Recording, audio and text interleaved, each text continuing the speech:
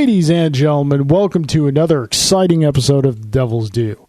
I am your host, Carl Duty. Court is back in session. With me, as always, is the man who is the scourge of Carpathia, the Tsar of Moldavia, but sometimes goes by Vigo the Butch, Mr. Drew Celestino. Accurate, actually. All accurate. All historically based, verifiable by documents. Something, I sat on a throne of blood? Something like Yeah. Sure. I was looking for that whole rant on IMDb and it wasn't on there. When you're a kid, you don't know what you don't know. And you see some movies when you're a kid and they hold I'm up. An adult, I don't know. They hold up on. They hold. Some movies they hold up to repeated viewings or. Yeah. You didn't get them when you were a kid and you watch them and you're like, that was actually pretty good. Ghostbusters 2. While I enjoy it, even as a kid, I watched it and thought something isn't right with this movie. Really? Yeah. I think it's a pretty solid sequel. It's fine. I'm not crapping on it. I enjoy it, but. It just didn't. Here's the question. It just didn't sit right with me. I think Ghostbusters 2 is a perfect example of what I like to refer to as a Jenga movie, where if you remove one part, the whole thing kind of comes down. Okay. Take Peter McNichol's character out of it. Okay. Is it nearly as funny? He sets up a lot. I mean, he's got some great lines on his own, but he also sets up a lot. Yeah. I never thought about it like that, but yeah, I guess you're right. But that aside, the tone, the music wasn't as good as the first one, and there was, they were kind of, I don't know. It's just something was wrong. I'm surprised, figuring a movie where the Statue of Liberty is controlled by a Ness Advantage, you'd be all I like that. down for that. But even that though, I thought that's not as cool as the Stay Puft Marshmallow Man. I want the Stay Puft Marshmallow Man. Well, back. it's a sequel, man. You got to go bigger. I guess. Anyway, here we are. Hi. Back again. Nice to be not starting the show the way we've had to start it. Yeah. We're going to do one of those wall clock things, X days since the last terrible American incident. Yeah. So here we are, opening statements. Sir, how was your week? Week was pretty good, all in all. We did not have game night last week. No. So I had a little gathering with some family for my godmother's birthday at Mother's down on Virginia Place off of Allen Street. Your... No, sir. I thought you referred to your mother in the Norman Bates family. No. I'm not Principal Skinner, who is based on Norman Bates. No, the restaurant Mother's. It's been down there forever. It's right next to Fat Bob's. It's pretty good. Actually, I shouldn't be so reluctant. For the price and for the menu, good. Very good. Okay. Yeah. I mean, $25-$30 an entree, but really solid. So lots of fish. Good stuff. Jen got scallops. They were fantastic. I got what did I get? I got this the wahoo or I forgot, but it was really good. Really delicious fish. So that was a nice little night out. And that led into Saturday, which was my usual total mad dash scramble across all of space and time. Band practice as per usual, going well once again. I'm still teasing this obviously with the whole drummer announcement and whatnot. We haven't made any official statements yet, but it's going well. New song going well with the new drummer as well. So it's we're kind of turning the page here, and things are looking up, looking good. Very exciting. From there, I had a little barbecue with my former coworker. We worked together, my friend Greg. We worked together for 9 years, I think, until we parted ways about a year ago. And he got a new place out in Kenmore, and he was having an Oktoberfest little shindig. Nice. And he invited a bunch of him and his wife's family. And they're not local. They're kind of from, oh dear, North New York-ish. So above Albany? Yeah, kind of like that. Kind of rural. They were nice people. Yeah. But also a lot of former coworkers from various places where he and I have gone through. And it was cool to see people again and reminisce and talk code and shop and nerd stuff that we're all kind of of the same mind. That was actually really fun. Had a few delicious beverages there. And then we shot over to your house. Yes. Which is going to lead into your week. And we got to play Clank. Yes. Clank is great. Clank's a good game. Clank's a lot of fun. That was solid, man. That's a rock solid game. I enjoyed that one quite a bit, actually. We should add that to the regular repertoire. Yes, I agree. Sunday, brew day. Yes. By myself, solo. Solo brew. No partner. No one came by. Solo brew with only Drew. Yep. Got a late start, which kind of stunk, but because it kept me busy into the evening, unfortunately. But once I got rolling, things were going really smoothly, to the letter. Fantastic brew day by myself. Cool. I had the football game on, but I was really not engaged with it. It was just kind of in and out because I was going in and out of the house to check on things and make sure hops are being added at the proper times and make sure that my mash everything had to be just right, and everything went pretty much just right. So I'm a little excited about it. It's a New England style IPA, so we'll find out in about 3 weeks if I nailed it or not. But it certainly smells really good right now down in the basement, so where it's fermenting. Cool. So fingers crossed. Fingers crossed on that. Sunday was also a WWE pay-per-view, which I watched. It happened. It stunk, top to bottom, basically. Okay. This Jinder Mahal experiment with WWE, it has to end. This is beyond ridiculous at this point. And is that a character? He used to be this essentially enhancement talent, which is another name for a jobber. Okay. You say not jobber, very good. Brooklyn Brawler. He's a guy. Not that good, but he's got a good physique, but he stinks. Well, one day he decided to really up his workouts. You know what I'm saying? He hit the gas, Carl. Steroids. There you go. They don't do that in professional wrestling. They all do it. But the good ones don't get caught. You know how I know? He's got a slight case of gyno, which is when your boobies swell. Here, question though. Mm-hmm. Clearly, there is a medical necessity for steroids. On certain cases, yes. Illnesses and whatnot. I'm not judging. I'm just saying. But go on. Why is it? Because professional wrestling is not like legitimate sports where the outcome is not predetermined. So why is it frowned upon? Because in general, steroids are frowned upon. Yeah, okay, I get that. And not only that, steroid abuse in the 80s. Remember the 80s? Yeah, maybe the 80s? when it was real. Okay, well, you got to go back to the 80s when it was rampant. I guess what I'm asking is, like, if you get caught using steroids in today's WWE, is that a problem? Yes, they have a wellness policy that they adhere to. Okay. Well, allegedly they adhere to very strictly. Gotcha. Depends who you are, of course. Mm-hmm. Anyway, so Jinder hit the gas, came back looking shredded and veiny. There's a tour of India coming up. Jinder Mahal's Canadian, by the way, but he's of Indian descent. Okay. He was a jobber, came back shredded. They put the belt on him. Okay. Not the U.S. title, not the IC title, the title. Okay. On this guy. All right. He has no business being near the main event. Okay. Much less holding the championship. You've got so much outrage about this. I have no idea who this guy is. So I'm trying to be like sympathetic and supportive. It's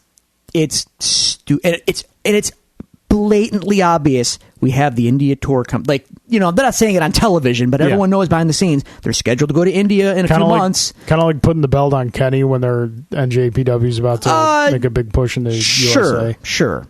Except, I'm not saying that's what I'm just saying except something. Kenny is one of the best wrestlers in the world.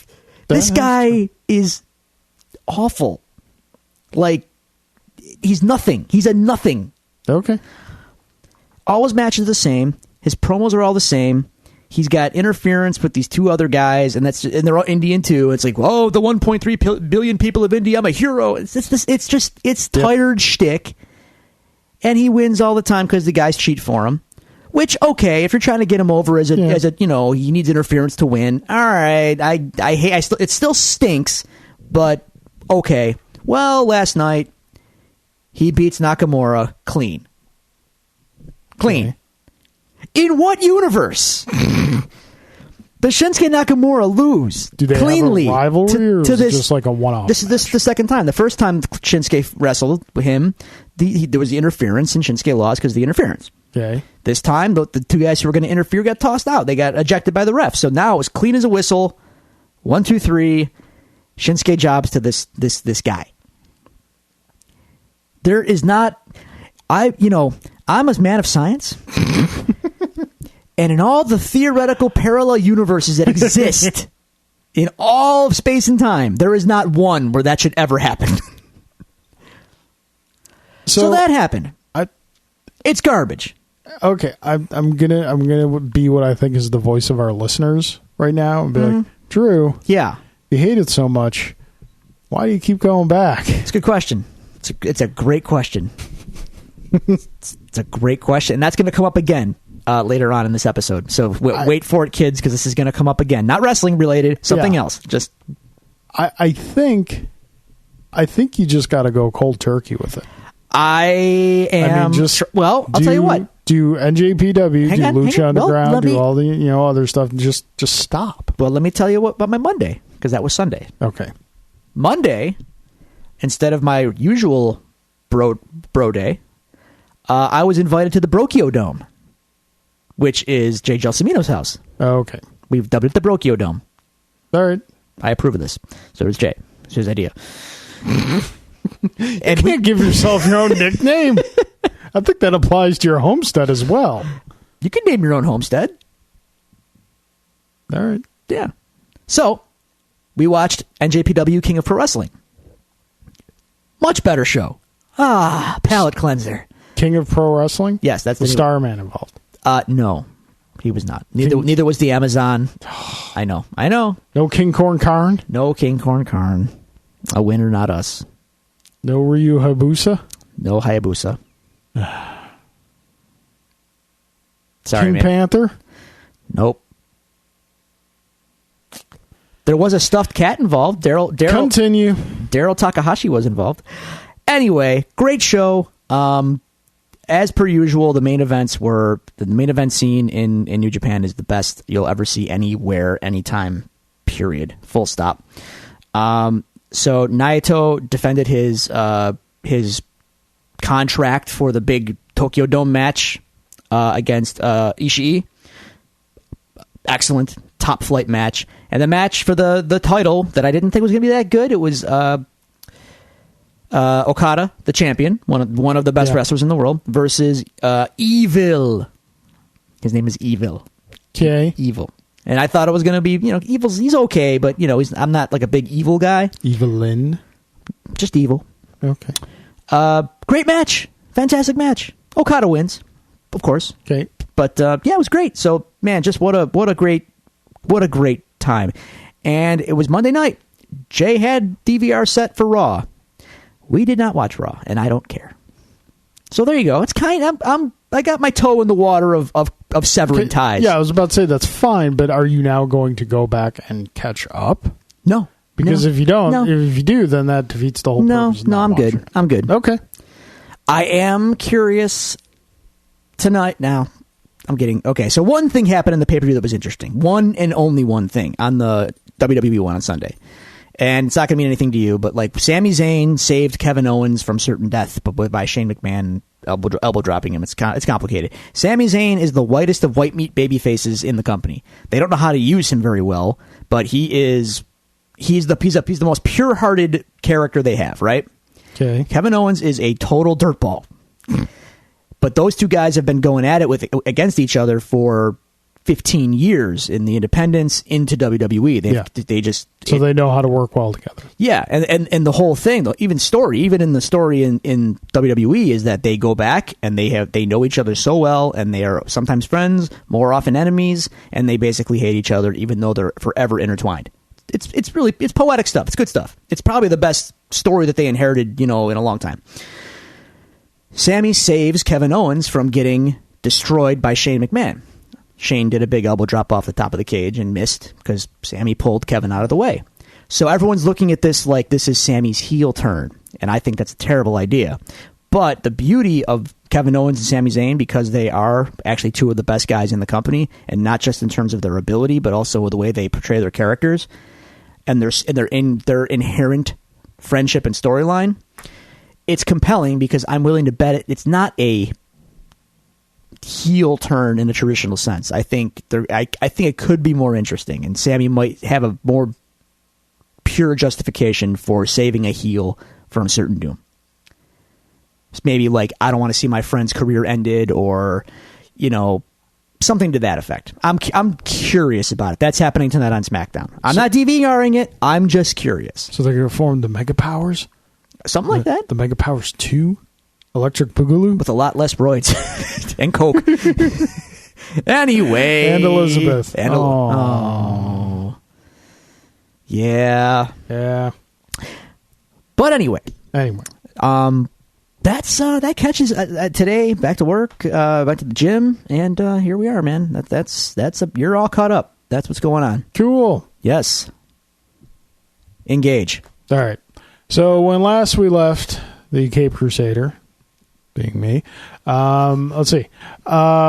Wednesday night was an X-Wing night at the Dave and Adams instead of my normal Collector's Inn. Because of other stuff going on the weekend, I had to kind of shift some things around. So not a tournament night, just regular night.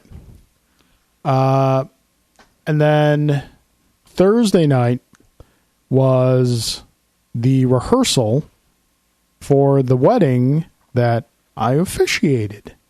I am now a fully licensed wedding officiant. Did you wear the cape? No, didn't wear the cape. Monocle? Nope. Ascot. Mm-mm. Damn it. Couldn't find any of these things.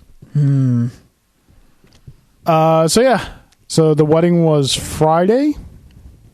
You didn't screw up, did you? No. Okay, good. I don't feel like I would probably give myself a 6 or a 7 out of 10, but everyone else there thought it was great. Bride and groom, very happy. That's all that matters. So I went well. One of the bridesmaids, who I've known for a long time, she came up to me. She's like, I'm not going to lie. I was kind of worried that you were just going to be joking the whole time. I'm like, why would I do that? This is a wedding ceremony. Give them the wrath during the wedding. Wedding ceremony is wedding ceremony is like a recipe. You humor is seasoning. You seasons taste. Yes.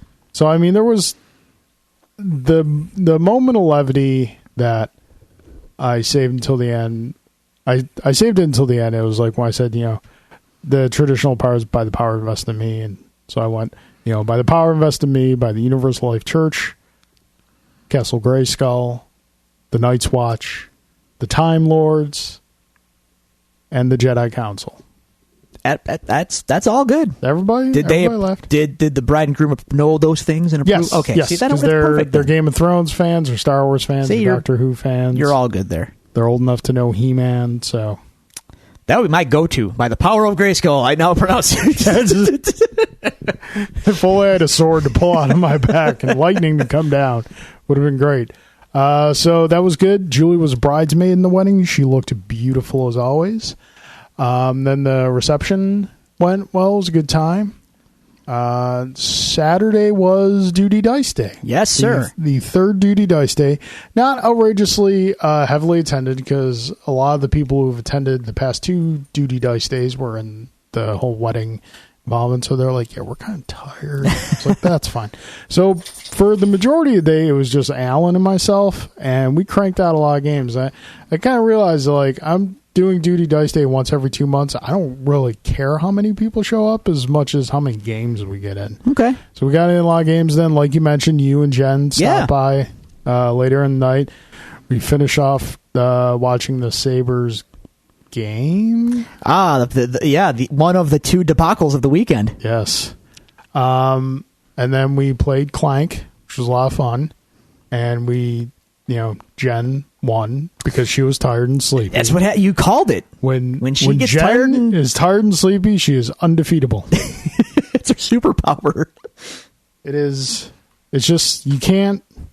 She's not paying attention. She's not doing anything. She's winning. It's just one of those instinctual things you can't teach. It's like all the great athletes. You can train all you want, but at some point it's going to come down to just raw instinct. Yeah. Well, she has that in her sleep. Yep. It's crazy. So that was Saturday. Sunday was kind of more laid back. Didn't really do anything. Watched the game. Hung out with the boy. That was pretty much it. Cool. But sprinkled throughout the weekend, whenever I could get an opportunity to play it, they had the Star Wars Battlefront 2 open beta this weekend. Oh, Nelly, that game's going to be fun. All right. So the beta consists of a one board of the Starfighter Assault, which is probably what I played the most, and one board of the standard ground game, which visually I didn't think they could get much better in the last one, and whereas it's not night and day, it's still noticeably better. Mm-hmm.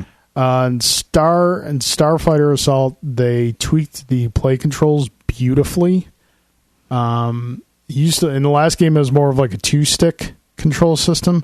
Now it's like the right stick is your flight control stick. It's like your up, down, left, right. You're like just like a fighter jet stick would be. Okay. And your left stick is your roll. Okay. And your up, down is your throttle. All right. So that was really nice. And like the ships are more discernible in what they can do and how they handle and everything. They each have special abilities and upgrades that you can get, and then you can like upgrade your upgrades to make it a better upgrade. It's a lot deeper than the last game. I got in Starfighter Assault, I got to play 3 of the 4 available hero ships. The only one I didn't get to play was Poe Dameron's X-Wing. But being the Millennium Falcon was awesome. Being, Slave One was awesome. Being Darth Maul's Sith Interceptor was really fun because it's got a cloak. He has a ship? Yeah. We went through this the last time we had this discussion. I showed it to you. Okay. I'll show it to you again when we're done. Okay. That's all good. Okay. No, it's one of the cooler things that came out of episode 1. It was always something I wish we had seen again because it's just really cool looking design ship. Okay. So that was really cool. The standard ground battle game, I didn't play as much because it was prequel stuff on Naboo, which was beautiful, but the problem is like you think they would know by now. They're saying it's a complete Star Wars experience, so it's going to have prequel era stuff, classic trilogy and new movie stuff. So that is a complete Star Wars experience. The problem with that was that you're either playing as clone troopers or battle droids. Oh, I'm so invested. Battle droids blend in nicely in the background in Naboo, and clone troopers are blaring white. So that kind of... Whenever I was a battle droid, I did well. Whenever I was a clone trooper, not so much. Yeah, I could see that. Okay. Yeah. So, but they extended it 2 more days, so I believe tonight's last night, so I'll be getting some more in when I get home tonight. And then it comes out in November. Giddy up, man. Definitely picking that up. I've been enjoying some SteamWorld Dig, too, intermittently. Yeah. SteamWorld Dig 2. I love the first one, and the second one so far is just as enjoyable. Cool. So I'm enjoying it a lot. It's very good. Great games. Awesome. So that was my week. Dear listeners, if you would like to communicate with us, tell us about your weeks, send us in some questions, some suggestions, some comments, you can do so at the following locations. You can find us on Twitter at Devils Do Pod. You can go to Facebook.com/Devils Do Pod. You can email us at thedevilsdopod@gmail.com. or you can find all these resources available to you on our website at thedevilsdupodcast.com. And we do have questions. Clements, questions. So I'm going to start. We got a question from Twitter. I'm going to start there. From Twitter user Badgerfang. He asks, why does Elektra do this cartwheel, and why don't Claire and Matt talk at all? So he included a little video clip. Oh, look at this little clip. Showing, I'll show you there. Wait, hang on. Why does Elektra do this cartwheel, and why don't Claire and Matt talk at all? Hang on, I'm watching. Cartwheel. Because it looks cool. Yeah, it's... If you're looking for a legitimate reason, it's kind of seems to be a repositioning move for herself. I'm guessing that... Granted, it could be done in any other number of ways. We're going to discuss that episode at length later, so yes. we'll get into that. So, yeah. But as far as why Matt and Claire didn't talk, that might have been awkward with Luke there. Yeah, possibly. As much as, Luke and Jessica didn't talk in front of Claire. Because, Reasons. Caffeine related. So, yeah. Badger fan, thank you for your question. Moving on to Mr. Chris Taylor. Where are you going? What are you doing? You're going away. You're running away. Dudes, do you think they'll edit The Punisher, seeing as it is now delayed from its alleged October 13th release date? Obviously, this is something we're going to get into in our news. But for a short, quick answer, no. No? Yeah, I don't think they're going to edit it. Okay. Also, for Drew, I'm going to lose scene points for rooting for Ospreay instead of Punishment Martinez at Ring of Honor Global Wars, considering Martinez was a supporter of mine back in... am I going to lose scene points? Oh. Considering Martinez was a supporter of mine back in the band days. That it? Yeah, you want to just take a... No, you're not going to lose any scene points because you're back in the right pony. It's not his fault. It's not your friend's support. It's not your supporter's fault that he's not as good as Will Ospreay. No one's as good as Will Ospreay at what he does anyway. Also, does Jay know Daryl Takahashi is married now? Will this upset him at Global Wars? You might have just ruined Jay's day. We'll find out on Thursday. Yeah. Spoilers, we're going to an NJPW ROH show on Thursday, ringside. It's going to be berserk. Yeah, I know you're going. I know. No, I'm not. There's still seats available. So, thank you very much, Chris, for those questions. Now on to the man himself, Mr. J. Gelsomino. Look at this. He better have some news for us. Drew and Carl. Think he does. I saw a casino. Are you happy now? I'm happier. He said he saw a casino. I quizzed him on Monday. You did quiz him. I asked him questions. Did he pass? He passed. I think you actually watched the movie. Okay. Or unless he got a Cliff Notes version, but I asked him some specifics, and he was on point. I still feel for integrity purposes, we should still choose not to believe him. Okay. You can quiz him. I will quiz him. Quiz him. Well, if that is the case, then good. He finally got that monkey off his back. Did he like it? Yeah. Yeah, I would hope so. Liked Goodfellas better. Well, yeah, Goodfellas is... I prefer Casino over Goodfellas, but Goodfellas is a better... It's 1A, 1B to me, personally. But Carl, if you can go back and have one childhood toy back now just to play with, what would you choose? Yes, I know this is quite the Sophie's choice since you owned everything.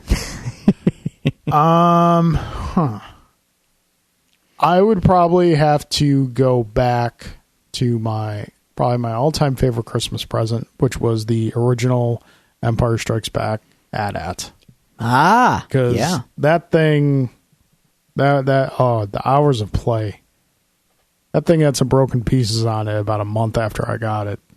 But they were lovingly broken. Lovingly broken. Yeah. Yeah.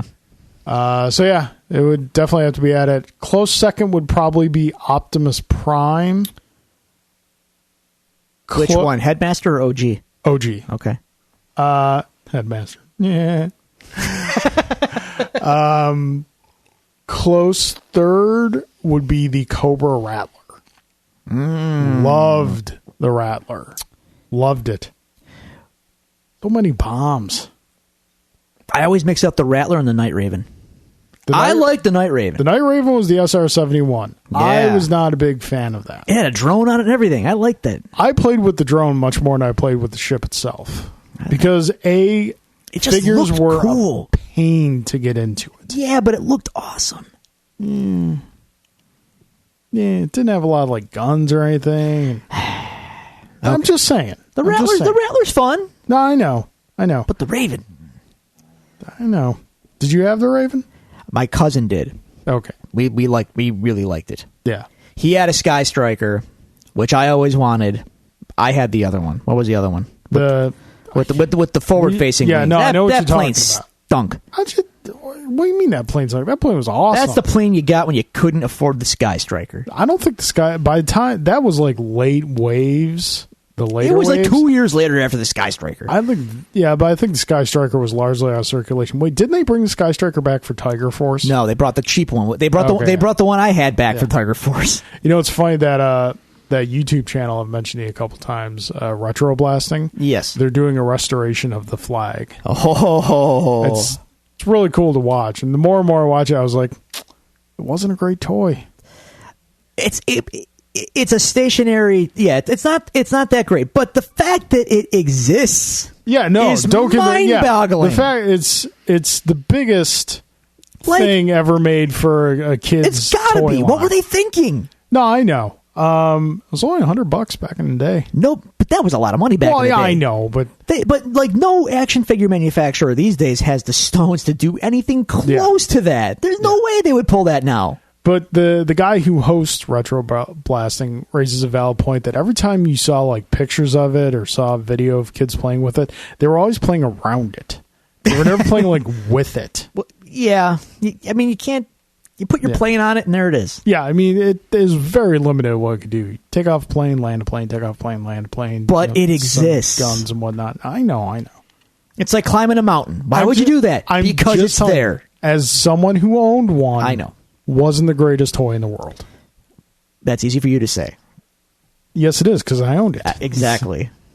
It's just like, you didn't miss much with it. So you say. Doesn't mean I didn't want it. All right, no, I get you. Drew, if you can go back in time and break one of little Carl's plethora of toys in front of him, what would it be? And would the butterfly effect cause Carl to be the cynical one? Wow. I don't know. That's from the sounds of it, I guess I'm going to have to go back and not so lovingly break that AT-AT on him. You bastard. I'm going to strike. I'm going to aim for the heart. That's the way it goes. Mean. You would turn me to a dark side? Sure. I don't think you want that, sir. Yeah. For you, who lets your dark side out and breathe and walk normally. Here's the problem, though. You've adjusted. You've achieved balance. No, you would know who I was. I keep my dark side inside. He said if I can go back in time. So I would go back in time, as I currently am, strut into your house, little childhood Carl sitting there playing with his AT-AT, and I just pick it up and chuck it. And leave. You never see me again. What happened? Till years later when I meet you and just jump on you and start pummeling you. Because I grew up a dark hatred soul. Okay. Jay, thank you very much for your questions. Then I come back to an alternate. Yeah, you come back to Hell Valley. That's what happens. You turn me into Biff. That was the cause. Oh, my God. You turned me into Biff. Oh, my God. You as Biff. Oh. Jerk. Oh, that's precious right there. That's amazing. Oh, that's great. Oh, man. All right. Next question's from our good friend Adam. Sends him some questions. Carl and Drew, may the force be with you. Thanks, sir, and also with you. Drew's rolling his eyes right now. But no, I'm not. Okay. Would you both be willing to partake in a Star Wars trivia off? Oh, God. In honor of the movies coming out in December. Would be interesting to see who is the greater fan. See, I don't think demonstration of knowledge necessarily demonstrates fandom. I could tell you things from the movies. Yeah. But if you're going to get into the, crazy expanded stuff. We would have to keep it just classic trilogy. I could probably do well at that. I'm sure we all could do well at that. Yeah. It would kind of be like when you're taking free throws, who's going to miss first? Sort of, yeah. Like I have Star Wars Trivial Pursuit from back in the day. Yeah. I played it a bunch and just got bored of it because I won every time. Yeah. But I have a feeling like these trivia night kind of situations are going to be like really esoteric questions. Well, it's funny because no one should know. Because like every once in a while they throw out a question like, there would be your normal fair questions. What planet is Yoda from? And then there would just randomly be a question like, who was the third cousin of the second grip assistant on Empire Strikes Back? Yeah, then, what? That's what I mean. Like, what was the character that was on screen for a nanosecond in the background on Bespin? What was his name? What is the name of the guy carrying the keg in Empire Strikes Back? The ice cream machine? I think of it as like a little Heineken. It's an ice cream machine.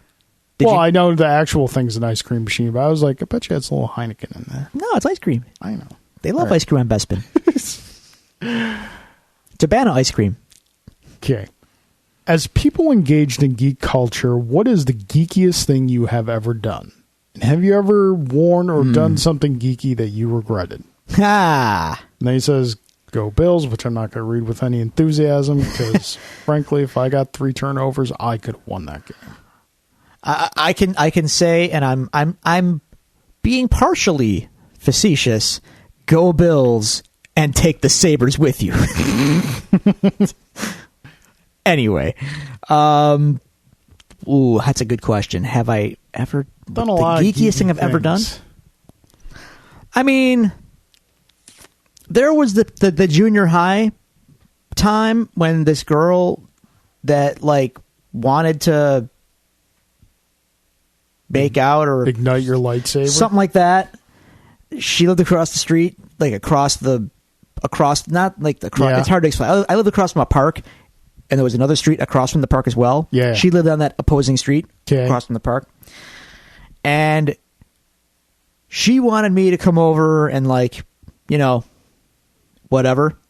And I was playing Final Fantasy 3. And I was like, sorry, but I just got my airship and it's amazing. Girl, I got this airship. I'm going to be cruising around. Yep. I'll catch you on the flip. Final Fantasy 3 took precedence. I was young. I was scared of girls at that point. No, I know. I get you. I'm struggling to think of the geekiest thing I've ever done.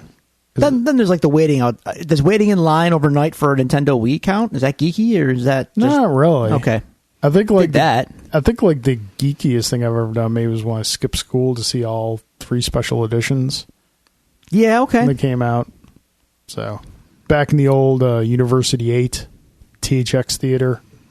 Wow. Strangely enough, only Star Wars was shown there. Empire and Jedi played at the AMC. Why? I don't know. And I wept when they. What else were they playing in that THX theater? I don't know. Whatever. Yeah. So, I'm pretty sure it's the geekiest thing I've ever done.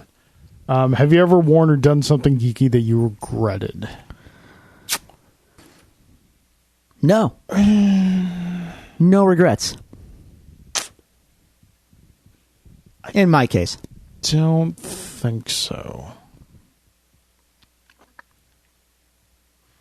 Ironically enough, the thing I've worn in my life that I regretted the most, because it was such a shameless bandwagon thing, is not geek related. Sports related. Yeah, go on. Remember, did you have a Charlotte Hornets jacket or something like that? No, close. Okay, but no. Remember Starter? Oh yeah, we all had Starter jackets. Remember like the baseball jerseys with the matching shorts and the pinstripes, and the hats with the pinstripes on them. They were black.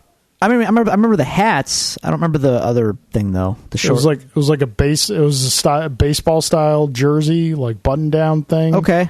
And they had like the matching basketball shorts. Okay. Yeah, I had Chicago Bulls. Everyone did. Yeah. I didn't, but everyone else did. I didn't did. watch basketball. It was the time, man. The Bulls thing got hot, then the White Sox, because it was all black, black and white colors. Yeah. What else was hot in that era? The Raiders, the silver and black. Yeah. That was like the coming out party for sports apparel. That was such a bandwagon thing. I'll fully admit to it. I've been there. Yeah. I'm not as ashamed of it as you are, but I had my share of starter jackets and whatnot as a youth. Then I discovered music, and I put all that away. Yeah. Okay, Adam, thank you very much for your questions. Lastly, we have coming in right on their wire, Mr. Manuel Marin, our friend from Staten Island. Batmanuel Marin? Batmanuel Marin.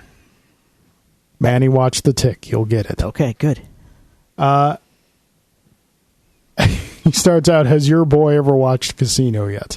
He's referring to Jay. Yes, he has. Apparently he has. Will there be a Stranger Things episode-by-episode breakdown? We didn't do it for the first one. Yeah, I don't know that we'd do it for the second. We kind of have fun with the one-off shows that we do in between series. So it's going to depend. Well, yeah. I mean, schedule-wise, it might work out. Where we might work out. It might work out.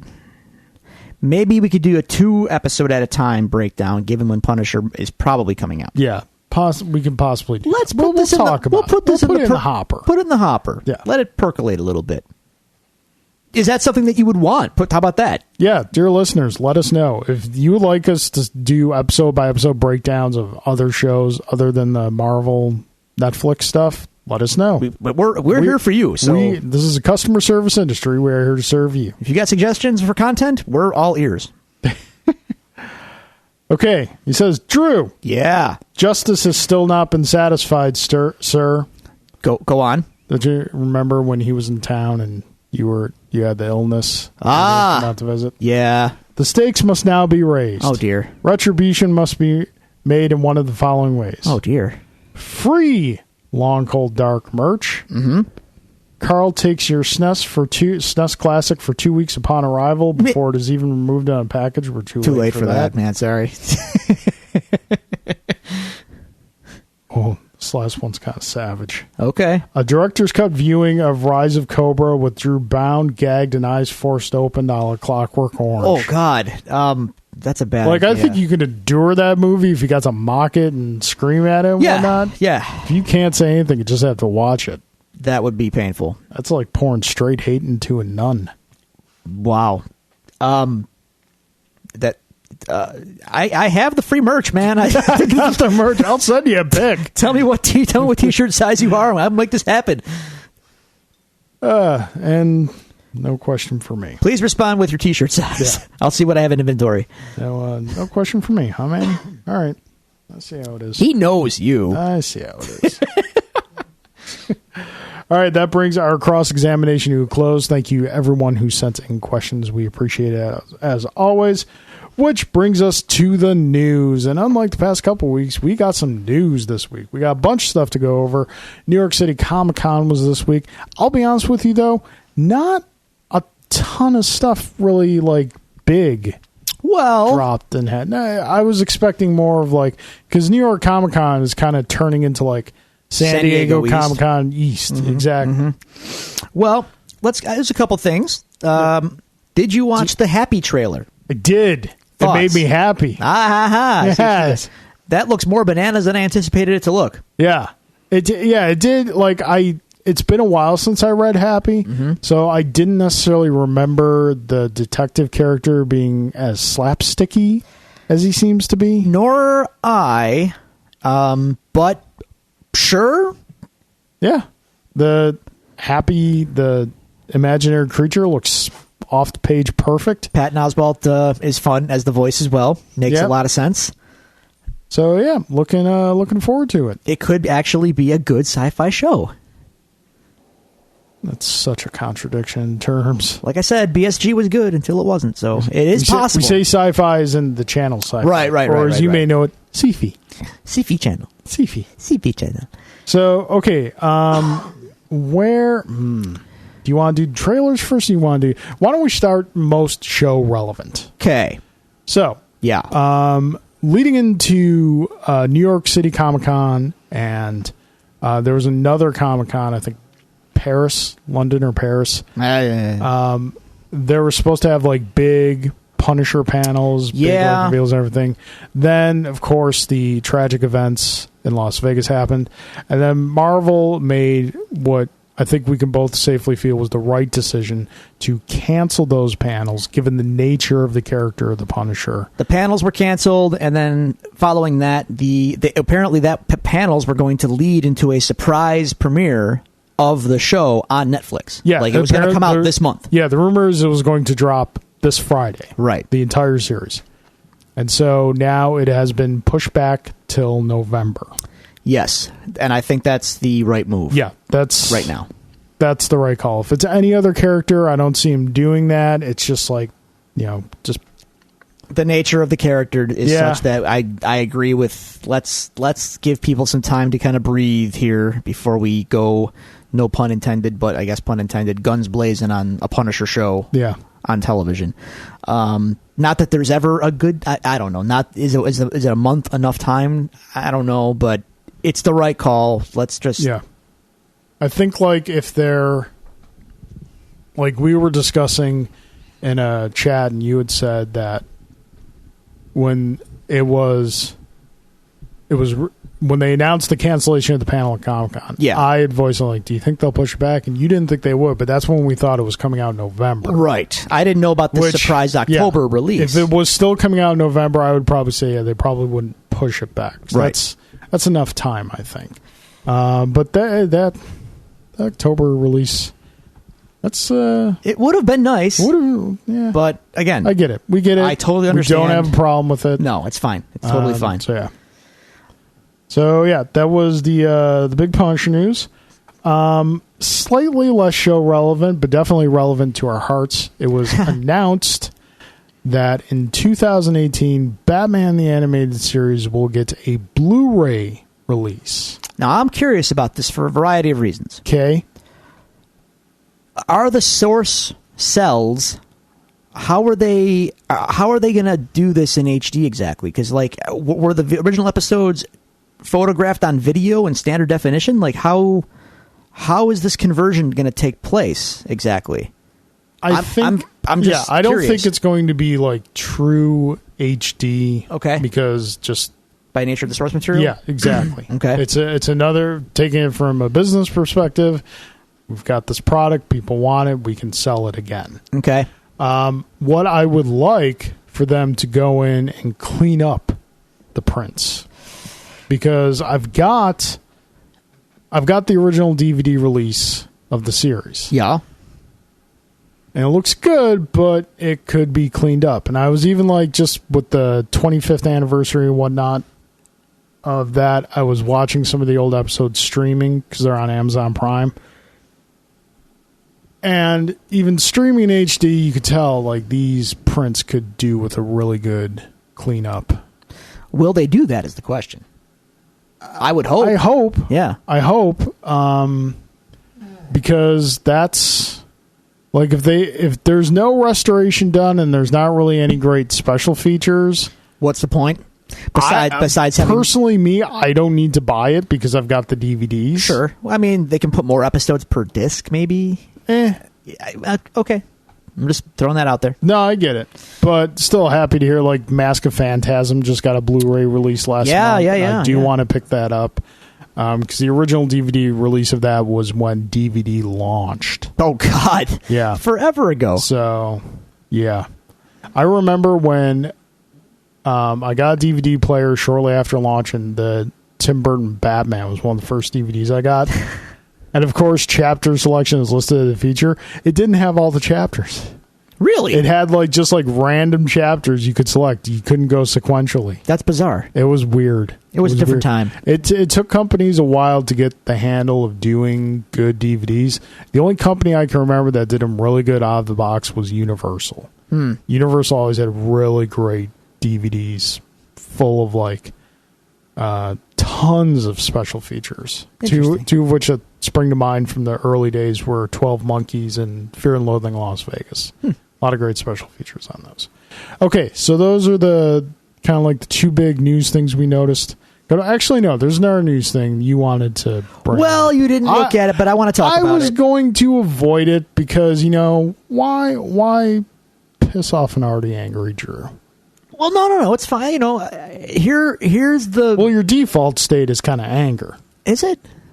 It's, I don't know you're about like that. you're like It's more apathy these days. You're like the Hulk in Avengers. You're okay. always angry. Just got to poke That's the bear. your secret. You're always angry. Maybe. So this doomsday clock thing is happening. Yep. Superman versus Dr. Manhattan, apparently. Yep. No one asked for it. Yeah, Lucas is groaning too. So I want to dismiss it out of hand, totally. And by all accounts, I should dismiss it out of hand because Watchmen is Watchmen, and I don't think it needs to be... It stands well enough on its own. Exactly. There's no need to do anything else with it. It's perfectly perfect on its own.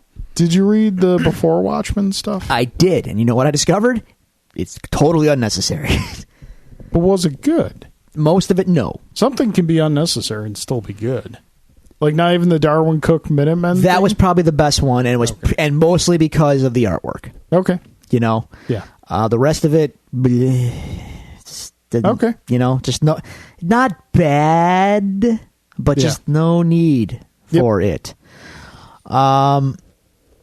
So this Doomsday Clock thing is kind of a similar... It's actually like a double warning flag. Because you're dipping your toe in the Watchmen world, which, again, shouldn't be done.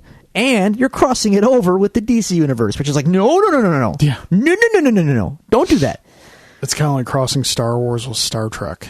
Yeah, like, no. Yeah, they're kind of in the same world, but they don't fit. Right, just, no, right. So... my initial reaction at the announcement and all that was no, that's ridiculous. Yeah. But I'm not going to buy it, so I don't care. They released the first 6 pages, Carl, on the internets. Okay. Suddenly, my interest is kind of peaked. Let's start at the base of the matter. How's the artwork? Great. Gary Frank is drawing it. Oh, yeah. Dude, Gary Frank is amazing. Yeah. So you've already kind of like going like, I know that they like Jeff Johns is sitting at a desk. Drew is cynical. He knows I shouldn't do this. How can I get him in? Yeah. How can I hook him? Gary Frank. Damn it. You got me. Okay. So the artwork's looking pretty good. Okay. Number 1.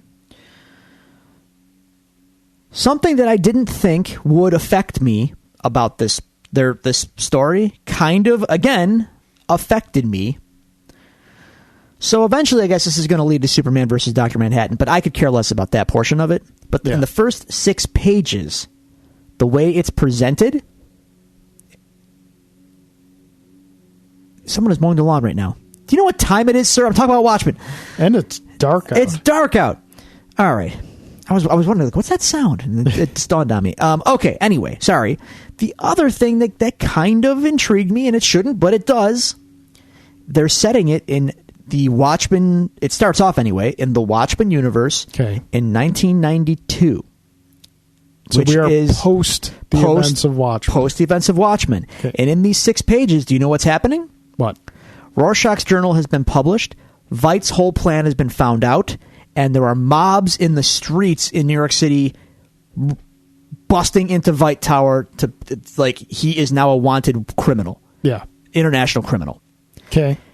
And it's being told, the artwork is fantastic. Yeah. And you get, there's events happening and there's cable channels show, like his big wall of monitors and all that stuff.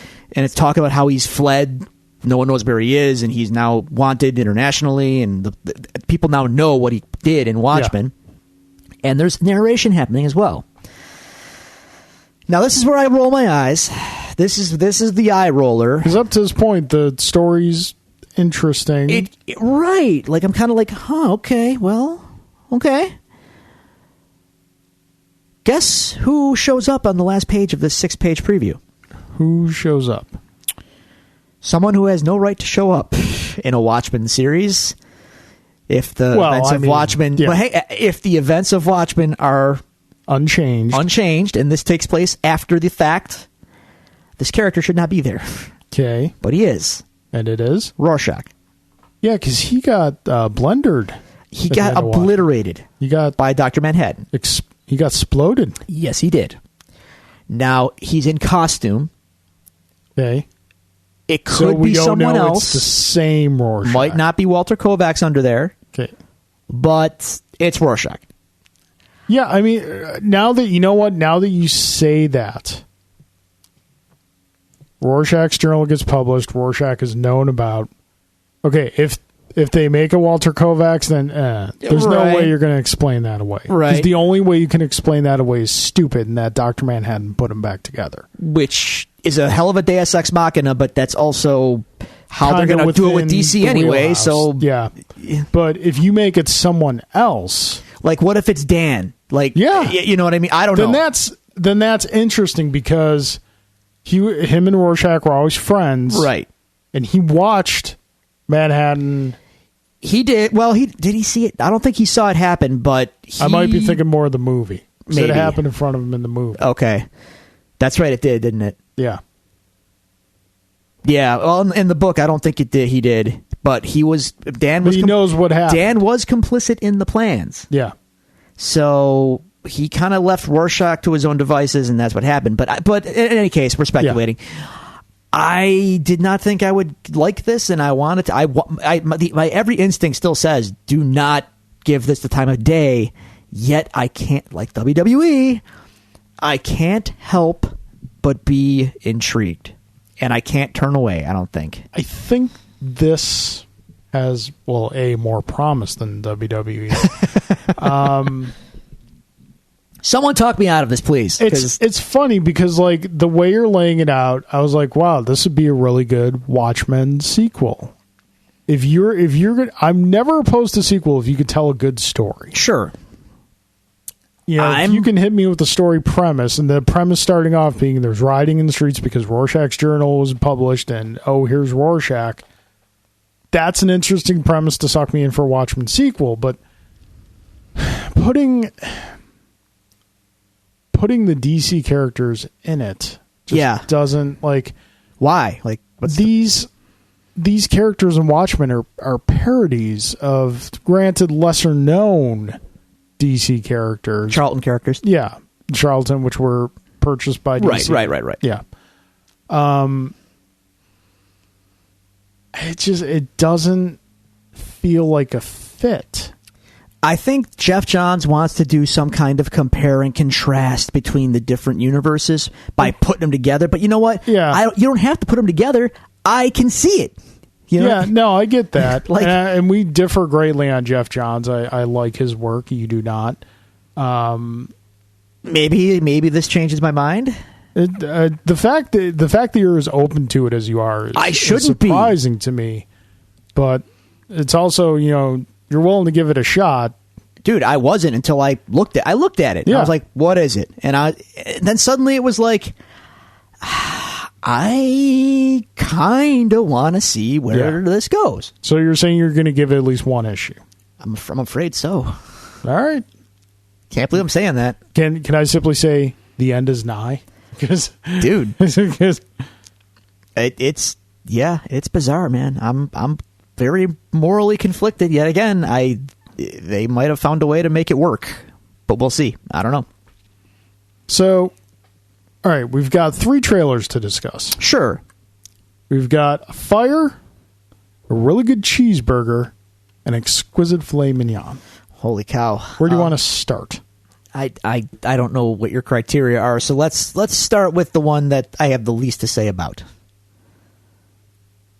The dumpster fire? No. So you want the really good cheeseburger then? Sure. Okay. If it is what I think it is. Pacific Rim. Okay, yeah, that Uprising. One. Yes.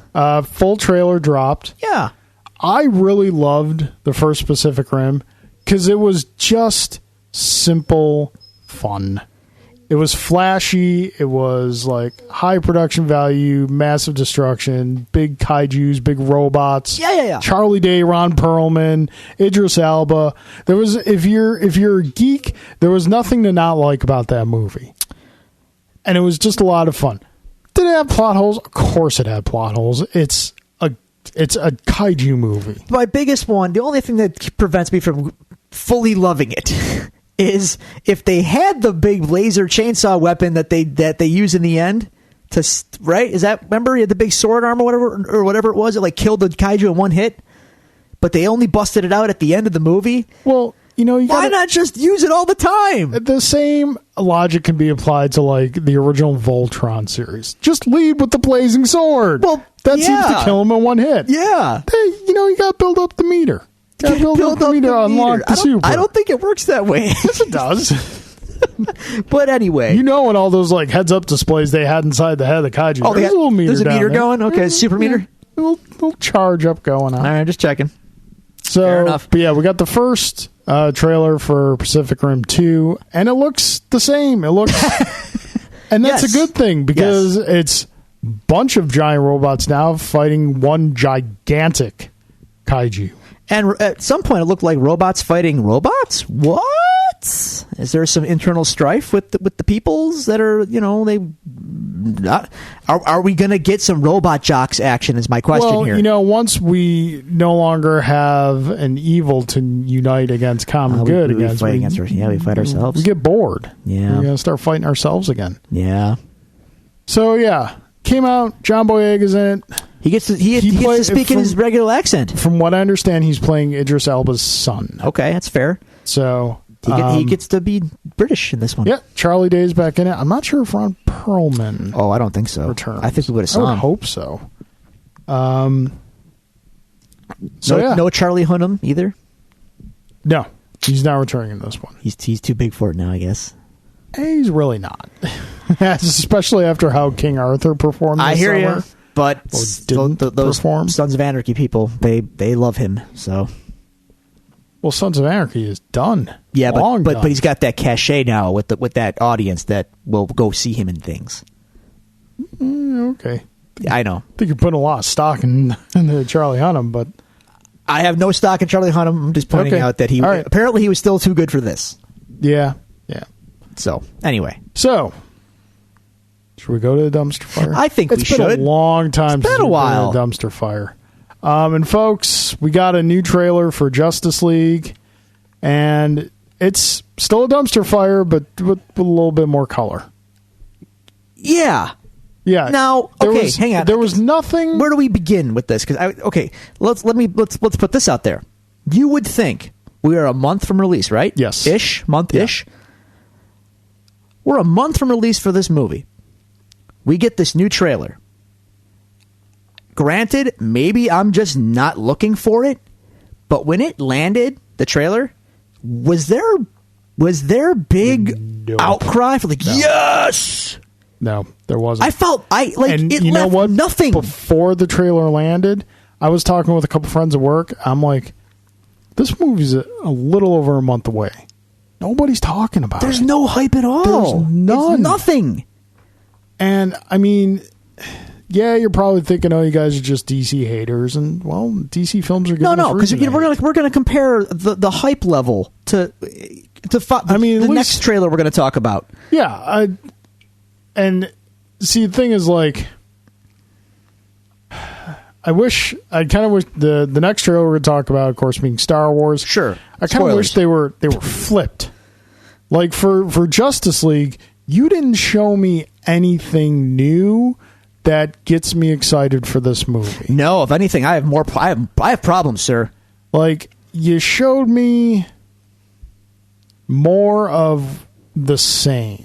Now, granted, I don't want them to go like they did with the trailer, when they did the first full trailer for Batman v Superman, which literally you could tell every beat of the story that was going to take place just from that trailer. Doing a trailer is a lot of ways a difficult thing to do a good trailer, because a good trailer can make a not great movie seem fantastic. See the original full trailer for Man of Steel. Remember how we were all going crazy over that? I had a problem. Even then, I had a problem with John Kent. Well, I mean, yeah. He was a hateful soul. What a jerk. As he was in the comics. What? I know. I'm joking. You didn't show me anything new. You showed me more of things I don't like. Flash. He's so stupid. I hate him so much. The costume and his stupid jokey jokes. Is not a wise, cracking If you're doing Barry Allen, if you're doing Wally West, then yes, you can get away with some wisecracks. Sure. You're Barry's a nerd. Barry Allen, yeah. He's a straight-laced dweeb. Yeah. And I'm sorry, but the lightning is yellow. I hear you there too, man. It's a nitpicky thing. Then they got Batman trying to tell jokes. They're trying to punch up the. I could tell when. Yeah, there was a lot of smiling in this. They're trying to make it brighter, but then they have like those really. They're definitely the Zack Snyder shots that I just look at and they're like, nah. Like, for instance, you know what shot looked really stupid to me? Wonder Woman standing on that statue. It just looked flat and dull and it didn't just pop. No, it was just nothing. Just a nothingness. You can do that shot so much better with her just standing in front of the statue. Sure. And can we stop the subterfuge with We know he's in the movie. Yeah. Can we stop pretending he's dead? We're not dumb. Yeah. Oh. Can we talk about Aquaman? Yes. Here's the thing. Everyone likes Jason Momoa. Everyone thinks he's a great guy. Seems like a good dude to hang out with. I would drinks beer and throws axes. That's what someone else. You know what? That's what someone else told me. That's impressive. Yeah. Great. Good for that. Him being all dude bro in this movie is going to get old real fast. I understand the need for a different take on Aquaman. Uh-huh.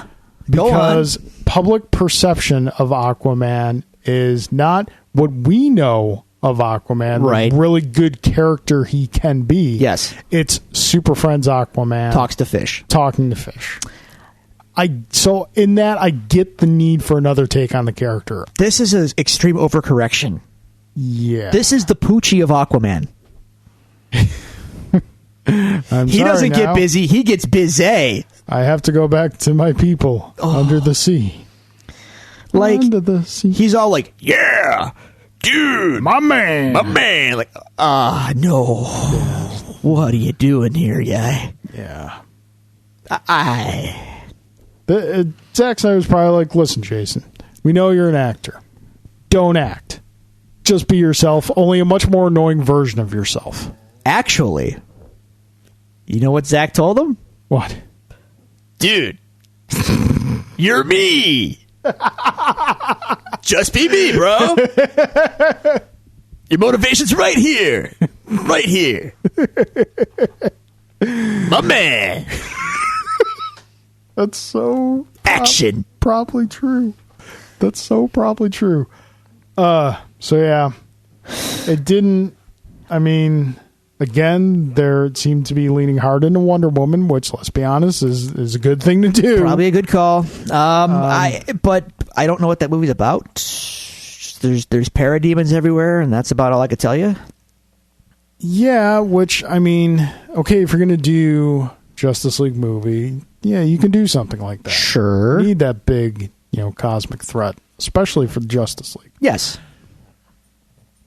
But again, there was just nothing new shown that got me excited to see the movie. No, it's just a thing. It's a thing that's happening. So that's all I can say about it. It's a thing that is happening. Yep. And I feel like that trailer dropped, and you could hear a pin drop from people. Like, no one cares. Yeah. That's my perception. If there's someone out there right now that's like, they can't wait to see Justice League, then dude, more power to you. But I feel like that's not really a thing. Thor comes out around the same time, does it not? The Thor hype. The Thor hype is real, son. First week of November. It's already out in Europe. Yeah. Why do they do that? Why does Marvel do that to us? A month? I mean, a couple weeks, maybe. A month? Oh, man. Jesus. And how do I avoid spoilers all this time? Anyway, the hype level on Thor is real. Yeah. And reviews are coming in. Nothing but good things. Yeah. Everyone's saying the director, Ta-Nehisi Coates, saved the Thor franchise. I don't know that it needed air quotes saving, but it needed a big spark. Swing. Yeah, needed a big swing, and it sounds like they nailed it. And without getting too deeply into the Thor hype, all I'm saying is the Thor hype is there, man. People are amped for that movie. I know I am, every time a new trailer drops for it, people lose their minds just because it looks fun as hell. Yeah. Justice League drops a trailer, crickets. People are like, "Hey, Justice League trailer's out." Right.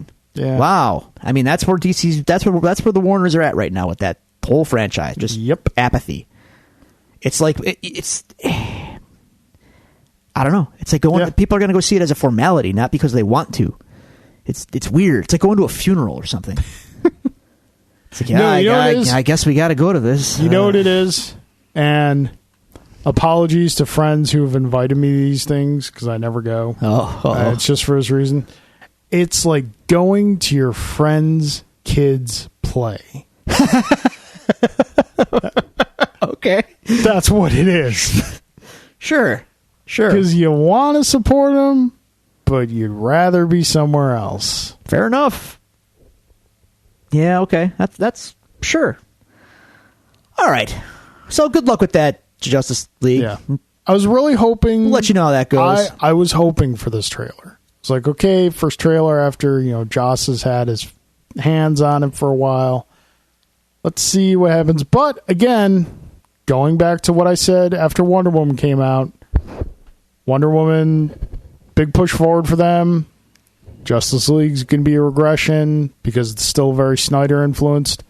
Things going forward after Justice League could be better. Sure. It's a theory. If Justice League doesn't reduce it all to ashes by the end of it. Yeah. I mean, seriously, it's going to make money. It'll make enough money because the DC films, as bad as they've been with the exception of Wonder Woman, somehow they've money. All made money. Yeah. Which is why they keep making them. So, it's going to make money. Yeah. Not as much money, though, as the next film, which we are going to talk about, which is going to make all the money. Drew? Probably. I'm making a prediction right here. Go ahead. You're not going to believe me, but folks, write it down, bank it. One of two films coming out in the foreseeable future will break $1 billion domestically. Wait, it's never been done. Are you Force sure? Awakens is highest grossing $973 million. Okay. And some change. Okay. It will be either Avengers Infinity War or Star Wars The Last Jedi. Sir, I have a question for you. Yes. Why not both?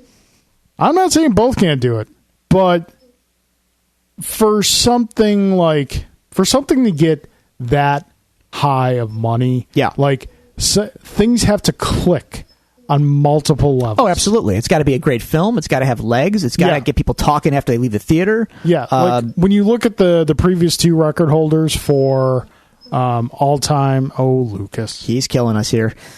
In, out. This is the fourth time, Lucas. He's excited too. So when you look at the previous two record holders for domestic box office, Avatar and Titanic. Titanic had people going back to see that 3-4 times. Thanks, Celine Dion. Went crazy over that. It appealed to just multiple. It did. It hit all the. It hit everything. Hit everything right. Yeah. I mean, I hated it, but whatever. I wasn't a fan. For me, it took too long to sink a boat. Avatar. 3D theaters, IMAX theaters. Because I've said it before, I'll say it again. Movie's terrible. If you were to tell me tomorrow it's showing in IMAX 3D, I'd go back and watch it again. You madman. The 3D experience alone is incredible. So, and that's what kind of bolstered Avatar. And it just created, it's funny because it created a fan base that just kind of went away after a while. They're going to come out of the woodwork when those sequels come out. That's funny. Anyway, so let's move on. Yeah. Last night, Monday Night Football, Disney's like, how can we get people to watch Vikings Bears? We'll give them a Star Wars trailer and we'll air it at halftime. So yeah, first full trailer. Since the last one. Well, no, the last one wasn't full trailer. It was kind of halfway. Dude, I'm sorry. I don't write the rules. I'm just saying what. It was a trailer. So what What did you think of it? Because I know we've had discussions. There was all this. You've been very weary going into Last Jedi. My policy has kind of been like, you've already got me in the theater, so I want there to be some level of surprise when I go in. So I debated what I was going to do, and then I've got Rian Johnson, the director, coming out saying like, maybe don't watch it because it shows too much. And it's like, man, if it shows too much, then tell Disney or tell somebody not to do that. It's your movie. Have some, stop that. Yeah, I mean, it's not like he's the one that cut the trailer together. But still, if that's they probably showed it to him, and he went, why do they do that? It's Disney. It's Kathleen Kennedy. They know what they're doing. I guess so. But in this case, I'm sorry. You go. Let me tell you my experience. You do your experience. So you watched it. Yes. Asked me if I saw it. I said no. And you said, I said don't watch. You told me not to. Yeah. You said I wouldn't like what it sets up. Because I know your policy is typically blackout. Yes. For the specific reasons you don't want to be shown too much. Right. Now, having said that, it's the internet. It's unavoidable, basically. Yeah. So I was like, okay, well, it's going to be until Christmas. I gotta live in a bubble. Impossible. Totally impossible. So I watched it last night with no sound, going strictly by visual. Okay. Interesting. And I was like, oh, that looks cool. And going by the visual cutting alone, the editing, I could look at it and go like, oh, I know what they're going to do here. And I didn't see that coming, actually.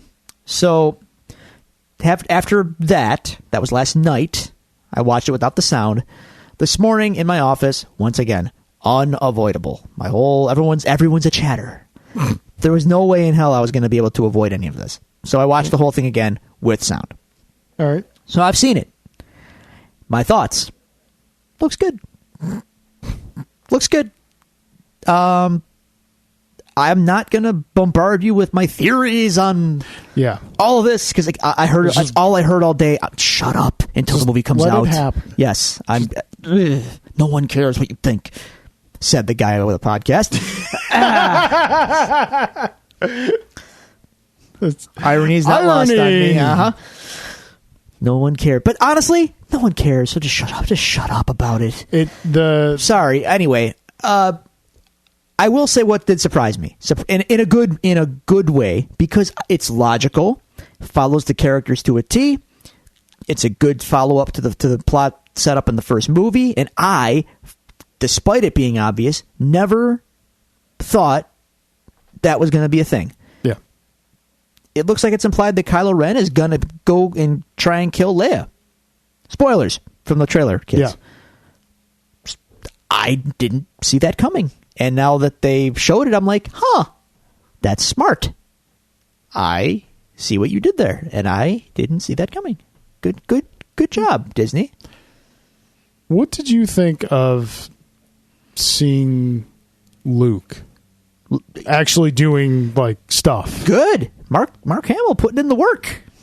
Yeah, it's weird to kind of see him because it's such a jump from the character we knew to what he's being depicted as. Sure, now he's old grizzled Luke. I've seen some things in my day. I'll tell you. It's great. I can't wait to see more of them. Yeah. I saw it and I immediately had some regret that I watched it only because I felt it showed too much. I didn't really feel that way. The story beats that I think got set up, it kind of just. Now, granted, a lot of this could be misdirection, and I hope it is. Keep in mind, this is the same franchise. Keep in mind that in The Force Awakens trailers heavily implied that John Boyega was going to be in the lead Jedi role. Right. This is the same franchise that showed us a trailer for Rogue One where half of the scenes in that trailer never happened in the movie. Because they had to undergo major reshoots and changes because Disney was okay with them killing off all the main characters. All I'm saying is Lucasfilm is very good at misdirecting us in trailers. You're right. No, you're right. But as far as it stands, stands now, from what they're showing us, it looks like Kylo Ren is turning good. No, I disagree. That's misdirection.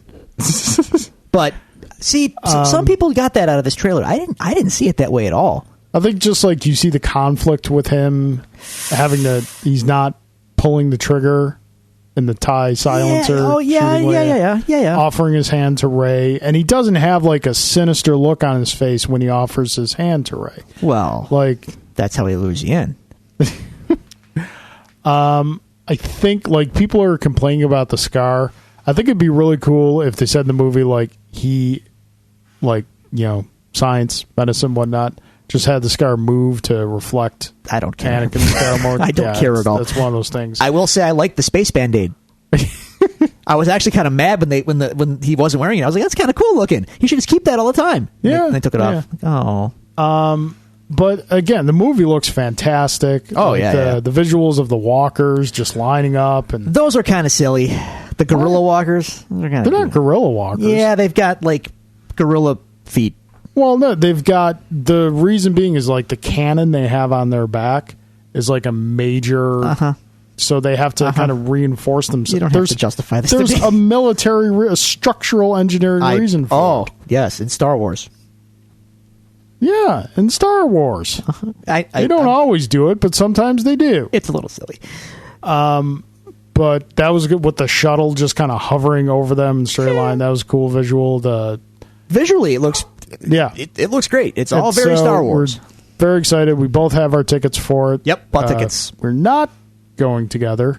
We're not, but just because... Basically, when you said get them, I dove, and I was lucky to get two together. Yeah. I love going to movies with you guys. We always have a good time because we always do the Marvel films or like other big stuff like that. Thor, coming up. Yep. We're definitely going that. Star Wars, because it holds a special place in my heart, is just kind of something I just want to share with my wife. Like, the most important person to me outside of my son. You know, oh God, I can't wait. You know, that you bemoan all the Star Wars movies we're getting. Yeah. I'm just kind of hoping we still are getting them when he comes of age to go to a theater. So I can have that experience with him of his first Star Wars film in the theater. But it's something that, and there's something to be said of going to a brand new Star Wars movie on my birthday. That comes out on my birthday. So, yeah. I wanted to share that with my wife. Just keep that for us. I'm amped. It should be good. It looks good. It looks great. I'm genuinely curious as to what it's going to be. I'm not mad about show too much or whatever. Like, dude, it's Star Wars, and my one concern, I'll share, The Force Awakens takes a lot of heat for being a rehash of A New Hope, rightfully so. Yeah. If I have to knock that movie on anything, that's what I'll knock it on. That's the knock, yeah. So, but at the same time, like we've said, they kind of had to. They had to, past tense, they had to. Yes.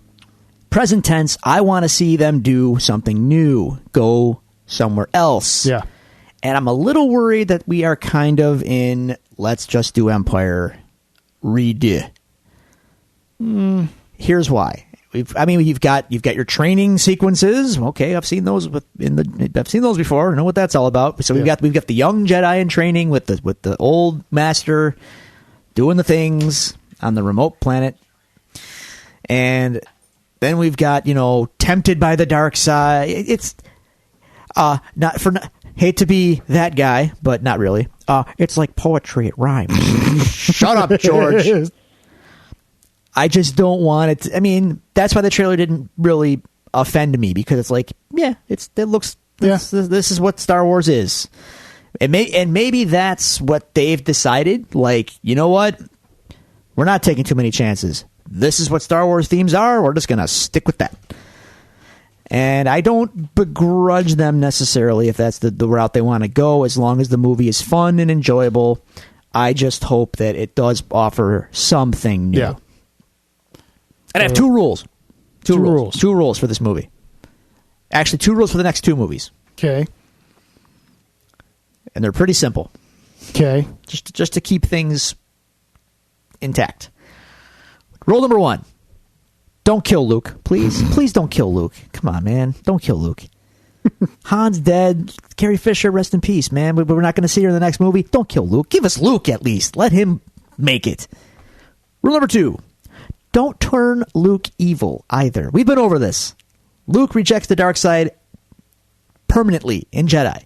You can never permanently, you can never one time reject evil. That's a process that you live out your entire life. When Homeboy stands there over his father and says, I'll never turn to the dark side, his character arc is complete. You know how many things I said I'd never do when I was that age that I've done since then? Great. Don't ruin Luke Skywalker.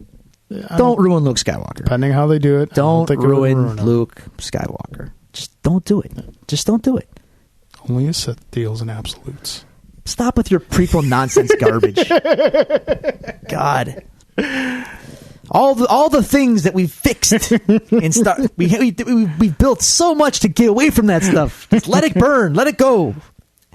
Those are my 2 rules. Just leave Luke alone. Nah, you don't. Let him be. Don't let it burn. Just go back and fix it too. The special edition of the prequels. Screw that. If Disney really wants to get me excited, they're going to come out and just be like, we're redoing the prequels.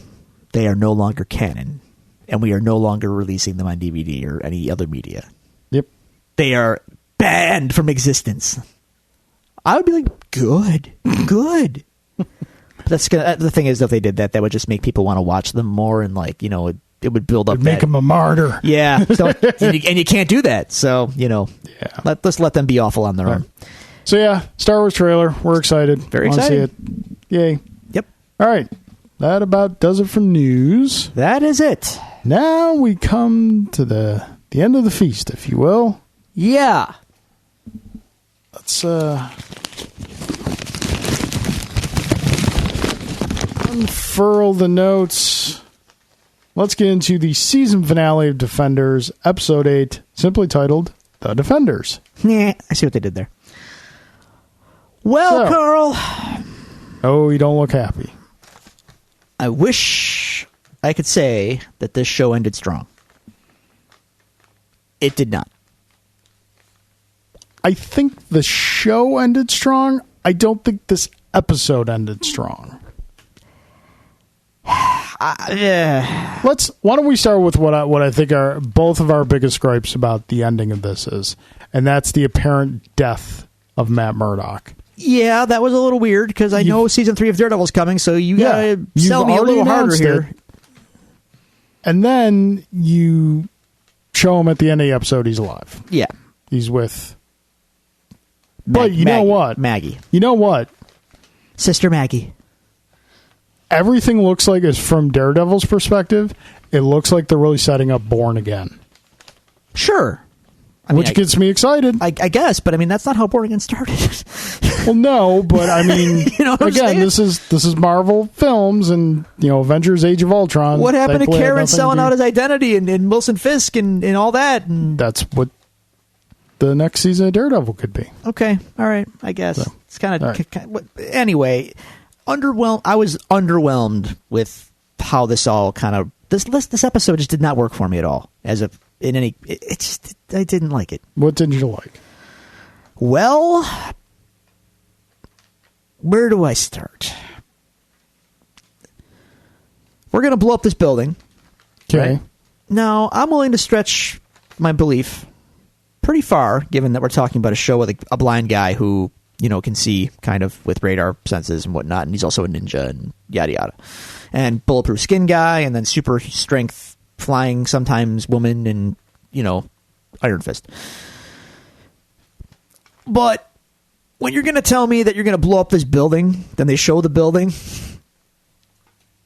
they're like, may have to make sure no innocents get killed. Looking at that building, I'm like, that building's going to kill a lot of people when it comes down. I don't care what precautions he took. That thing's coming down. We've seen this before. In real life, mind you. I know. You're going to cause some damage. It bothered me. I know it's a show and it's, Yeah. But... But, to be fair, the drink... the building did have a 30-story hole to kind of go straight down into. Yes, and the destruction of the building. I'm just being devil's advocate here. I know. The destruction of the building was designed by the architect to just fall in on itself. Okay, just saying. All right. Well, maybe, but I'm not buying it. That and I guess an architect could be able to do one of those controlled blasts like you see in like Colleen Wing is not an architect, sir. Yeah, but she's got the plans. You know, it's tab A and a slot B. Come on. Claire can set up a bomb, but apparently can't silence a phone. Yeah, right. Right. I'm not saying this episode's perfect by any stretch of the imagination. I'm going to kind of poo-poo this episode a little bit. There's some stuff I like, but this is going to be a big dumping fest, unfortunately. What? Well, okay, continue. I got a lot to get off my chest. Apparently, the effects budget also ran out before this episode. Why is that? This episode's effects were terrible. The green screen work when they were on the elevator shaft and stuff was awful. Oh my God! When she's carrying the spoilers, the elevator cord snaps and Jess has to carry it for a second, and they're all like, oh my God! I'm looking at I've seen better matte work in 80s films. This is terrible. That's the best you could do.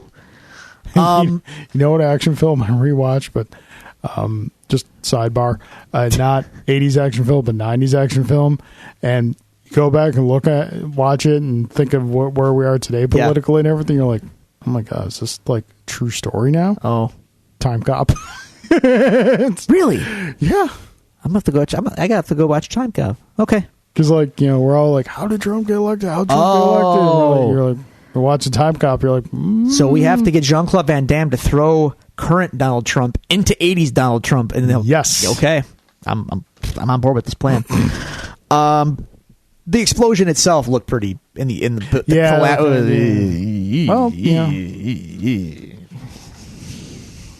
know. Come on now. We can do better than this, can't we? Well, you got all your primary stars in this, plus, Sigourney Weaver got to get that Sigourney Weaver money. Yeah. This is all true. There is a budget for these things, even though they're Marvel. So I thought the effects were poor in this episode. The whole building coming down thing was a little, we had the big fight scene when it magically turns to hip hop music. Oh, I thought that was great. Great. If it was centered on Luke, fine, but it just didn't make sense here. Yeah, it was awesome. Okay. That was great. I wasn't really feeling it. Let's see, what else did I not like about this episode? There was some forced team banter. I thought that was a little meh. But within the realm of the characters, I guess. Oh, question, because it was a little unclear. So, They're not in Kunlun. They're in some dinosaur graveyard under New York City. Dragon graveyard. Whatever. Well, there's a distinct difference between dragons and dinosaurs. So that's in New York City underneath the ground? I guess, yeah. That's silly. We established that the substance was dragon bones. That's another thing. That's the substance? Dinosaur bones? Dragon bones? Whatever. All right. It's anticlimactic, kind of. I thought it was going to be like, I thought we were going to Kunlun and there was going to be mystical crap and magic wells and stuff. But that's not a story about New York City. And that's the other thing. This thing just happens to be underneath New York City, and they're all and Madame Gao, much like Alexandria, it's a city. They rise, they fall. It's like I guess. I mean, why couldn't this thing just be buried out in the desert somewhere? Because that's not a story about New York City. But that's such a contrived.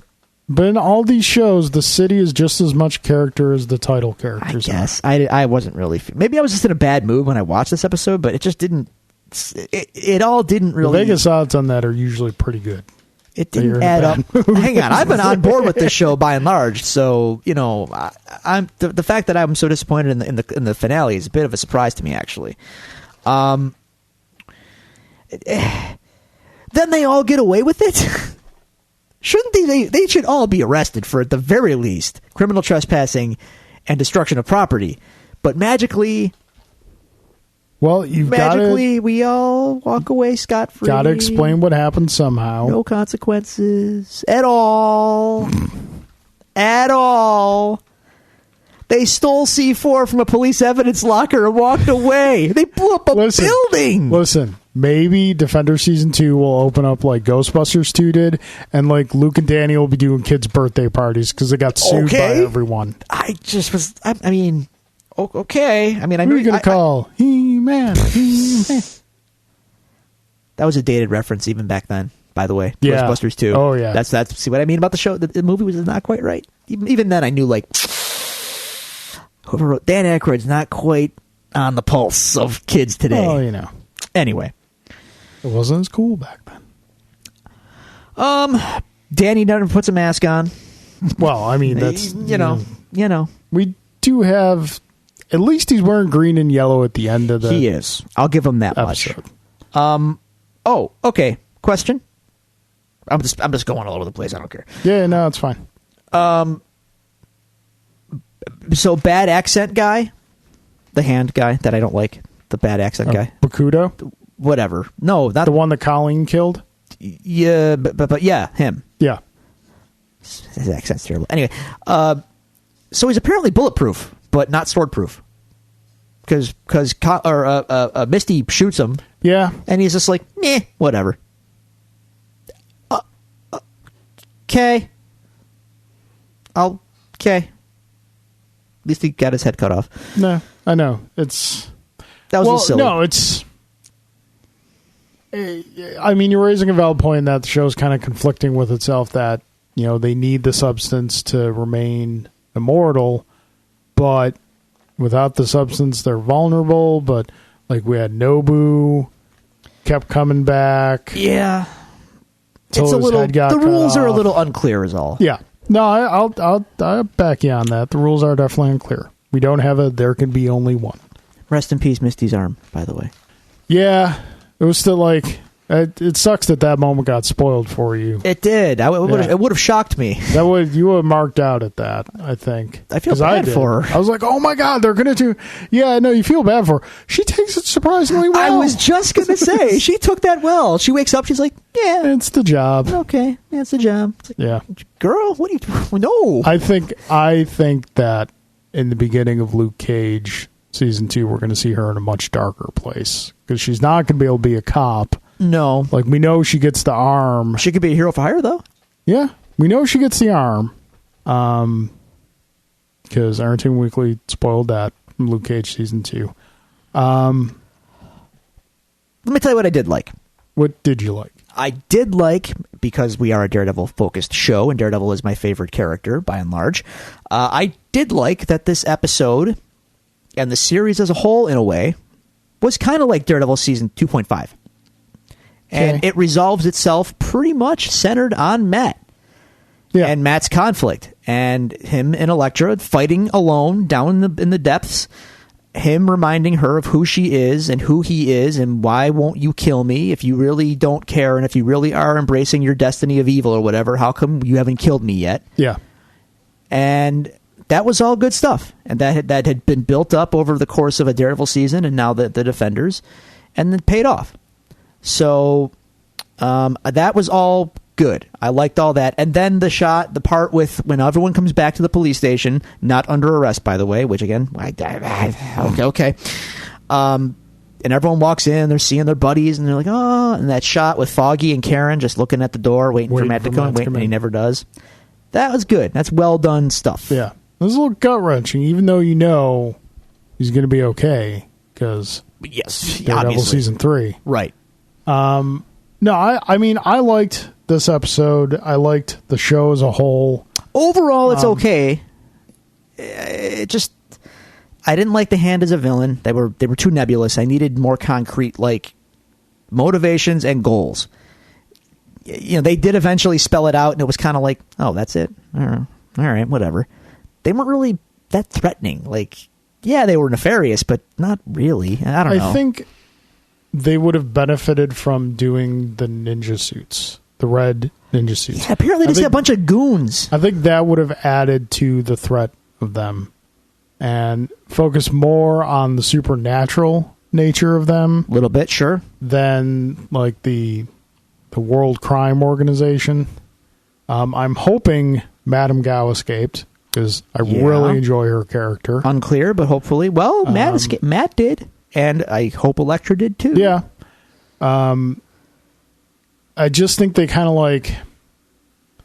You could have wrapped this up better than making everyone think Matt is dead. That bothers me. Because and the like fact if you don't...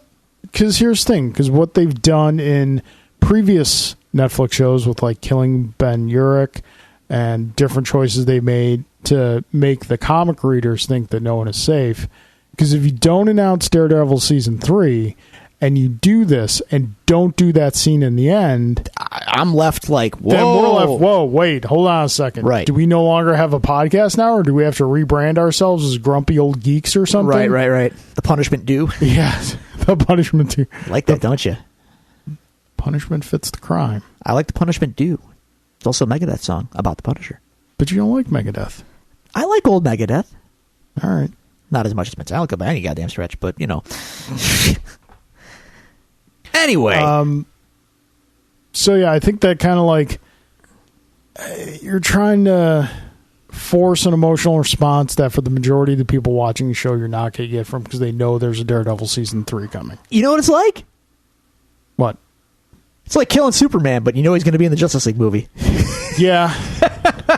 Yeah. It's like that. It was kind of like that. Don't do that, Marvel. You're better than this. Yeah. You're better than them. Excuse me. That's okay. Yeah, you know, I just feel like they could have stuck the landing. Everyone just kind of, except for Misty, unfortunately, everyone just kind of reverts back to status quo, and Matt to a degree. But well, even Matt is kind of status quo. It's just his supporting cast is not. There's, I'd say the one Luke that is went pretty much back unaffected. to status quo was Luke. Yeah, and Danny too, to a degree. Like, well, Danny's defeated. found new purpose in that he feels like New York staying home. Like Matt told him before he left, you have to protect Sirius. So now Danny's has purpose and drive and is going to take up that mantle. And it makes me, I'm not going to say excited, but it makes me hopeful and want to see Iron Fist Season 2. Sure. Preferably with more mask and tracksuit. Yeah. Jessica has this new thing she's experienced and has completely changed her world. Yeah, a little bit, I guess. And there's still that little, they did it twice, that little flame that's still kind of there between Luke and Jessica. Little bit. See, they didn't put it together in this, but I guess that's like, I thought that at the end of this, as soon as Claire showed up at the building, I thought she was gonna die. I was like, oh, she's dead. She's dead. And spoilers, she's not. Yeah, the fact that she didn't die was kind of almost like, how did you make it out of there? You're surrounded by ninjas and peoples with power, and you are a nurse. Doesn't Colleen actually say that to her at one point? Like, you know, you're as strong as they are. Like, you're as important as they are at what you do. There's a pep talk, and then there's fighting a ninja. I understand. I hear you. So, but you know, yeah. I guess what I feel like is like it's kind of inconsequential. Everyone's going to go back to their little respective corners, and we just move on. This seems like it's treated like an Avengers movie is treated. A little bit. It's the annual issue at the end of the year. It's the big thing that brings everyone together for, you know, nothing too deep, nothing too, you know, crazy, but some big explosions. But I guess my counterpoint to that would be in the Avengers, to draw in the Avengers point, the Avengers movies feel like the culmination and the main event, whereas this just kind of felt like a side story. To me, it didn't feel like a side story. It did feel like, maybe it didn't feel that way to you because the Hand only really came into prominence in Daredevil Season 2 and like half of Iron Fist. Yeah, maybe. I don't know. And it was largely ignored in Jessica Jones and Luke Cage. Outright ignored. So maybe that's why you don't get that, you know, culmination feeling. Possibly. But overall, still enjoyed it. And I'm obviously very excited for Daredevil Season 3. I want to see where that's going to go. I want to see what's going to happen. And yeah, like you said, I'm even kind of like intrigued. What's going to happen in Iron Fist? Legitimately, I'm excited for all 4 next seasons. Yeah, totally. Yeah, I'm excited for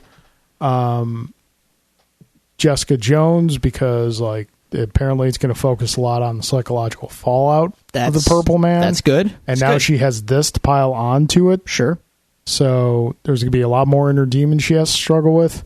I'm excited for Luke Cage for what they do with like Misty and what he's going to kind of run into next. Yep. You know, we're excited for Daredevil. Oh yeah, because you know Daredevil. And I'm hopeful and a little bit excited for Iron Fist that they're going to be able to course correct from the first season. I think Danny got a lot better in this show. He did, and having him bounce off of Luke helped a lot. So yeah, and we'll see. Yeah.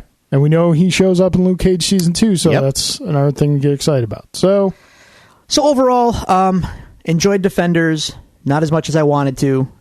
I did enjoy it overall. I just felt the ending, this last episode, it could have been better for me. Okay. Yeah. That's it. All your points are valid. So that's it. That's it. All right. We'll have to figure out something else to do, guy. Folks, send us some ideas. What do you want us to do? We're open. Got some time to kill between now and Punisher. Perhaps we could do a host choice review of the week. We'll see. Of what? Movie, show, something. Sure. Something. Or listeners, hit us up and tell us what you want. We'll make it work for you. Got Halloween coming up. We could do a Crow special. Ooh. You, sir, just nailed it. Book and movie. Done. Yeah. Sold. Good call. Good call. I do have the occasional good idea. All right. Look forward to that. Yep. Alrighty, folks. I'm all out of sorts here. I'm all misty over Misty. You should be.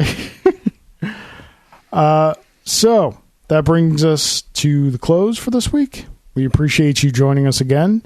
If you'd like to send us any questions, suggestions for what we can do for the next couple episodes, comments on the show, you can do so at the following social media locations. You can find us on Twitter at Devils Do Pod. You can go to facebook.com/Devils Do Pod. You can email us at thedevilsdopod@gmail.com, or you can find all your resources available to you on our website, thedevilsdopodcast.com. Drew, anything more to add? No, sir. I'm all good. I'm looking forward to putting my beer in secondary next week, and I'll tell you all about that. And what else is happening this week? Oh, I'm going to tell you all about Ring of Honor New Japan as well. All right. Ladies and gentlemen, court's adjourned.